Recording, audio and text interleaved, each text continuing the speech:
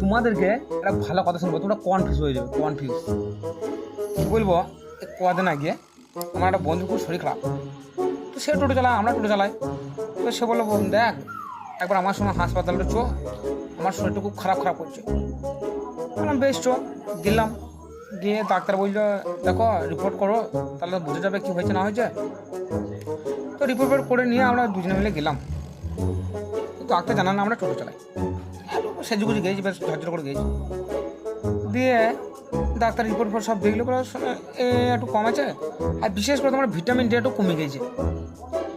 Vitamin D কমে গেছে ওখানে, ডাক্তারবাবু বললাম ডাক্তারবাবু তাহলে ভিটামিন ডি কমে গেছে, তাহলে ভিটামিন ডি হবে কী করে? বলছি কিছু খাবার লিখে দিচ্ছি, আর তোমাদের রোদে বেরোতে হবে, একটু তোমার বন্ধুকে রোদে বেরোতে হবে। কী বলবো, মনটা কী রঞ্জনাটা হয়ে গেল। আমরা রোদে বেরিয়ে বেরিয়ে মুখ চোখ সব কালো হয়ে গেছে, সব পুড়িয়ে গেল মনে হচ্ছে, লোমগুলো সব লাল হয়ে গেল। আর ডাক্তারবাবু বলছে তোমাকে রোদে বেরোতে হবে, ভিটামিন ডি যখন কম আছে তাহলে রোদে না বেরোলে ভিটামিন ডিটা বাড়বে না, শুধু খাবার খেলে তো হবে না। তা ভাবছি এই কোনটা ভুল, রিপোর্টটা ভুল, না আমাদের রোদে বেরোনোটা ভুল, না ডাক্তারবাবু ভুল বলছে, সেটা বুঝতে পারছি না। কনফিউজ হয়ে যাওয়ার কথা, বুঝলে। এখন কি করব বলো।